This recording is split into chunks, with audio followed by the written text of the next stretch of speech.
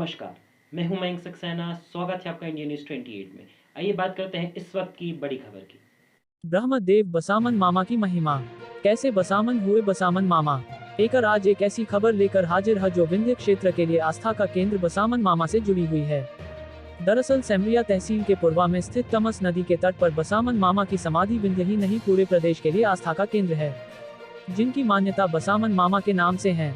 दरअसल बसामन नाम के व्यक्ति कैसे बसामन मामा हुए और बसामन मामा ब्रह्मदेव का रूप क्यों धारण किया और कैसे अन्याय करने वालों को सबक सिखाया गया और आज भी बसामन मामा कैसे लोगों की रक्षा कर रहे हैं और अन्याय करने वालों को सजा दे रहे, पूरी कहानी जानने के लिए हमारी टीम बसामन मामा पहुंची, जहां के पंडित और आस्था रखने वाले लोगों से चर्चा की। दरअसल बसामन मामा की कहानी एक ऐसे ब्राह्मण परिवार से जुड़ी हुई है जिनके परिवार में साधारण व्यक्तित्व का युवक वासुदेव की पूजा करता है, लेकिन पापी राजा उस वृक्ष को कटवा देता है जिस पर बसामन की आस्था जुड़ी हुई थी। चोरी छिपे काटे गए वासुदेव के वृक्ष की जानकारी बसामन को अंतरात्मा देती है।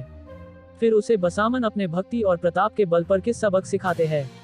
आइए आपको सुनाते हैं मेहर से आए श्रद्धालु को, जिन्होंने बताया कि किस तरह से लोगों की मनोकामनाएं पूर्ण होती हैं और क्यों बसामन मामा विंध्य के लोगों के लिए आस्था का केंद्र है। रावेंद्र सिंह है। कहाँ से आए हैं? मैयर। ये कौन सा स्थान है और क्या मान्यता ये है? बसावन बाबा मामा कहलाए जाते हैं। इनका समाधि स्थल है और यहाँ पर जो भी मान्यताएं, जो भी मन में आदमी लेके आता है वो पूर्ण होती है। क्योंकि हम लोग भारतीय हैं, हिंदुत्व की भावना है, उस भावना के तहत हर लोगों की भावनाएं बसावन मामा पूरी करते हैं। और यहाँ कुछ भी कोई लालच नहीं, कुछ चढ़ावा नहीं। जो आपकी इच्छा हो वो चढ़ाइए, ना हो न चढ़ाइए। आप आत्मा से जो मांगेंगे शुद्ध मन से विश्वास के साथ वो बसावन मामा पूर्ण करते हैं। और ये प्राचीन समय से चला आ रहा है। मैं करीब 3-4 साल से आ रहा हूँ। उसके पहले भी मैं बुजुर्गों से यहाँ के नाम, स्थान के नाम की बहुत अच्छी उपमा सुना हूँ। आप लोग कहाँ से आ रहे हैं? मैं प्रॉपर मैयर, शारदा देवी का धाम है, वहाँ से आ रहा हूँ। कौन सा स्थान है, कब से यहाँ ये स्थापित ये बसावन मामा ब्रह्मदेव का स्थान है। ये ब्राह्मण है। यहाँ पुराने जमाने में जब राजा रजवाड़ों का युग था, एक गढ़ी है पुरानी यहाँ की, तो ये वासुदेव भगवान की पूजा किया करते थे। वासुदेव भगवान की पूजा प्रतिदिन किया करते थे। यहाँ के राजा जो थे तो एक बार घूमने के लिए, मतलब ग्रामीण क्षेत्र में घूमने के लिए गए, तो ये हाथी में सवार थे राजा। तो इनका हाथी वासुदेव की पत्ती खाने लगा। वहां जब गुजरे तो पत्ती खाने लगा। तब तक तो कोई बात नहीं आई, लेकिन राजा बोले अपने नौकर से कि लगता है हाथी भूखा है, वासुदेव को काट के खिला दो। तब बसामन ने इनको मना कर दिया। राजा जी वहां से वापिस आए, बोले कि एक ब्राह्मण ने मेरा अपमान किया है, उस वासुदेव को तो हम काटेंगे हर हाल में। जो वहाँ के मंत्री और ब्राह्मण थे बोले कि अभी नहीं, एक शादी की उम्र होती है, जब शादी इनकी हो उस वक्त यदि आप वासुदेव कटाएंगे तो शायद विरोध इतना न करें। फिर जब इनकी शादी हुई तो वासुदेव को उन्होंने कटवा लिया। शादी में थे, इनको स्वप्न हुआ आकाशवाणी टाइम में कि तुम्हारे वासुदेव कट गए हैं।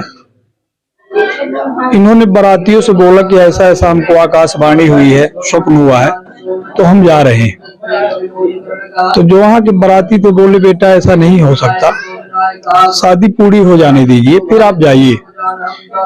तो इन्होंने क्या किया कि अपना जो मुकुट होता था, पहले मुकुट चलता था, मुकुट को उतार के वहीं दे दिए। बोले कि जब हम वहां से वापिस आए या ना आए, परछन इसका करवा लीजिएगा, ठीक है ना। वहां से आए, डायरेक्ट घर के अंदर गए, देखे वासुदेव कटा हुआ था। माँ से बोले वासुदेव कौन काटा है? माँ ने बताया कि वही पूर्वा वाले जो ठाकुर थे उन्होंने वासुदेव को कटवाया है। बोले हम फरियाद करके आए, तब तक बारात भी आ जाएगी। वहां से फरियाद के हिसाब में चले। यहाँ से एक भाट जो पुराने जमाने में कविता कहता था, वो जा रहा था वहाँ कविता करने के लिए। तब क्या होता है कि पूछ देता है कि कहाँ जा रहे हो, कौन हो आप? तो बोले हम कोई भी कहीं जा रहे हैं, मेरी रास्ता खोट मत कर। तो बोला वो कि यार लगता है बसामन हो क्या, जिसका हमारे राजा ने वासुदेव काटा है? इसके बाद उसने कहा कि ऐसी बोल रहे जैसे गणित विध्वंस कर दोगे, करतूत कितनी है आप में, ऐसा कुछ शब्द उसने बोला। तो ये वही कटार निकाल के अपने पेट में मार लिए। जब पेट में मार लिए तो ये गमछा था, इसको बधवाए हाथी और वहां से आए। तो ये गढ़ी पूरी परिक्रमा करने लगे, यहाँ की खिड़की दरवाजा बंद होने लगे।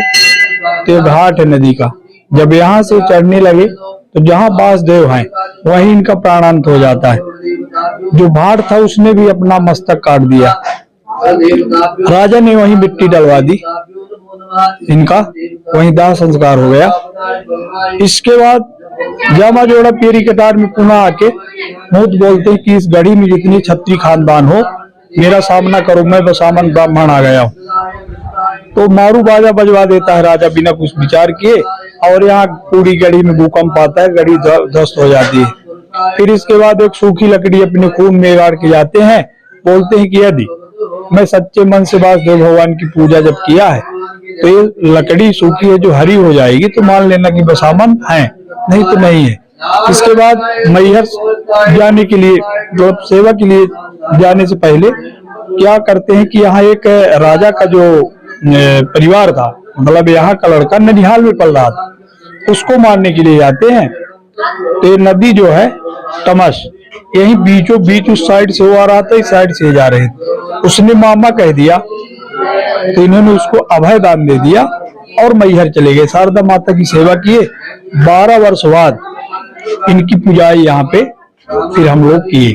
मान्यता क्या है इसकी? मान्यता यहाँ जो मतलब मांग देता है, रोग मर्ज बाल बच्चा कुछ भी हो, कष्ट बाधा मांगन मांगते हैं, पूरा कर देते हैं। मसानमा लोग आते होंगे, हो गए, रीवा से आते हैं, सतना से आते हैं, बाकी नजदीकी लोग ज्यादा आते हैं, बाहर के लोग कम जम आते हैं लेकिन आते हैं, लेकिन नजदीकी लोग ज्यादा आते हैं। पूर्वा टरिया है, कुम्हरा, खारा, इस प्रकार के